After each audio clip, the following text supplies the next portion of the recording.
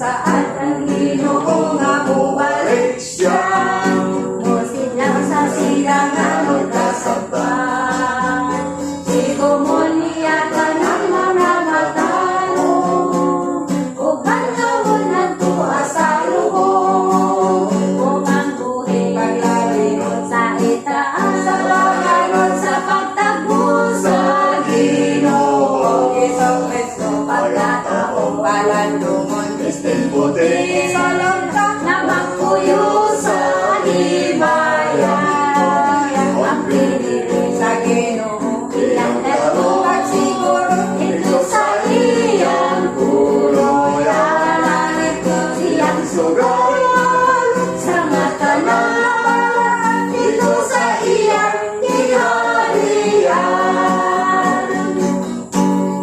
Sa sintiyang mga